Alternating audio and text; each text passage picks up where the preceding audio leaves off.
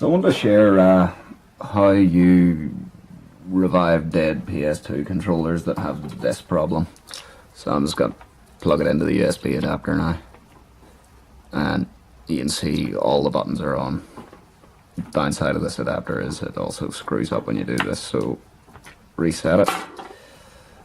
And it's a boring task of figuring out whether you have enough pencil on this. I saw people using wire glue and all that sort of thing.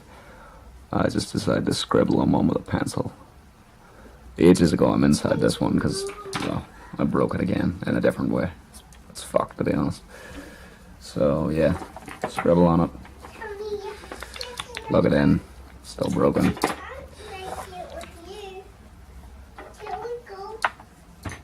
Repetitive. This is a 7B pencil.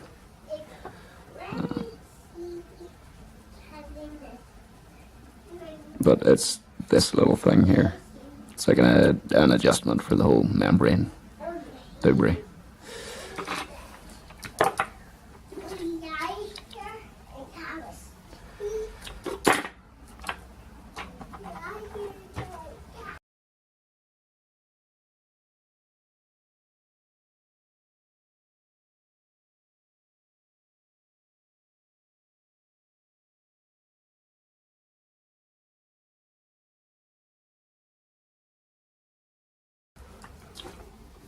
So when I unplug it, it's still frozen.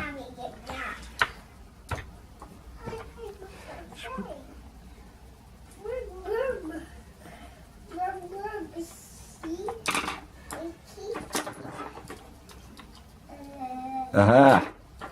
There we go. Alright, at the risk of having to do this all again. When I rub the graphite off, it's done. It's fucked up again. I'm swearing. She's right over there. Anyway, yeah. So I'm gonna have to do this again.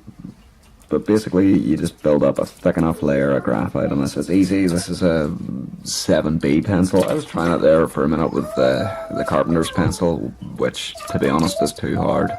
This is too hard for what it is, anyway. I mean, it says it's medium, but, you know, I can't draw on half the stuff I usually do with these Ox ones.